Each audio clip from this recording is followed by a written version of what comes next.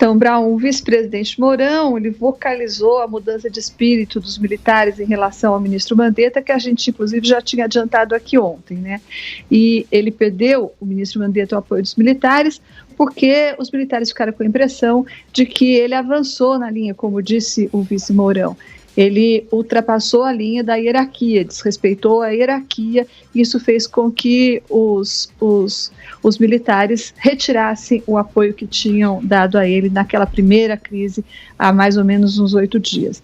Então, agora, o ministro Mandetta está sob bombardeio, 2 tipos de bombardeio, na verdade. Um bombardeio político, que consistia em espalhar que ele contraria o presidente, não por suas convicções científicas, nem nada disso, mas porque ele, na verdade, gostaria de ser candidato pelo DEM a um cargo executivo em 2022.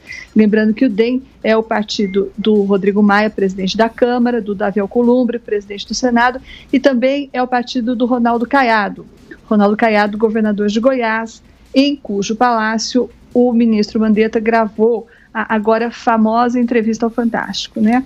Aí tem também o bombardeio técnico, que tenta desacreditar o ministro, apontando supostas fragilidades no desempenho dele à frente do Ministério da Saúde. A principal delas seria, segundo esses antagonistas do ministro, a mudança em relação à previsão do pico da pandemia. Quando é que a pandemia vai atingir o pico? Então era abril, depois virou maio, agora é junho, e eles não acreditam que isso se deve à política de isolamento, mas se deveria a um erro do ministro. Ontem, nas redes sociais bolsonaristas, não se falava em outra coisa. Então, o ministro continua ministro, pelo menos por enquanto, mas é uma questão de ver quem pisca primeiro. O ministro Mandetta não quer pedir demissão para não parecer que está abandonando o barco, e o presidente Bolsonaro não quer demiti-lo para não fazer com que ele saia como herói ou como mártir, como eles dizem lá no Palácio. Mesmo assim, já há vários nomes cotados para substituir o ministro Mandetta, ainda que ele continue no cargo, mas nenhum é consensual. O ex-ministro Osmar Terra, por exemplo, ele não tem o apoio dos bolsonaristas radicais, que lá no Palácio do Planalto, essa turma de bolsonaristas radicais é personificada, é concentrada lá no gabinete do ódio, né, onde ficam os assessores muito ligados ao Carlos Bolsonaro, o Tércio e os 2 que se chamam Mateus.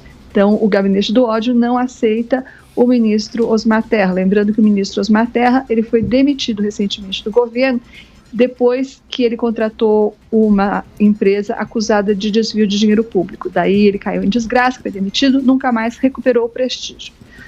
Tem também o contra-almirante Barra, que é o atual presidente da Anvisa, é outro nome que se fala aí. Mas uma ala de ministros do Palácio, ministros da Casa, acha que já tem muito militar por lá e que não seria o caso de ter mais um.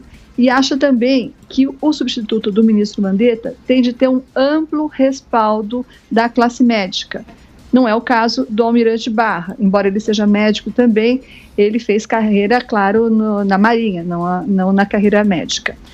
Tem também a oncologista Nise Yamaguchi, aquela que defende a cloroquina com unhas e dentes, mas aí o problema dela é que ela é vista pelos pares ou descrita pelos pares como polêmica. Daí já não é um bom começo, ninguém quer ninguém polêmico, mais polêmico ainda. Então, só tem uma coisa certa até o momento, como me garantiu um assessor militar da presidência. A única coisa certa é que, em havendo uma substituição nesse momento do ministro Mandetta, o substituto do ministro terá que se alinhar com o presidente em 2 questões: isolamento vertical e uso precoce da cloroquina. O novo ministro não vai escapar disso.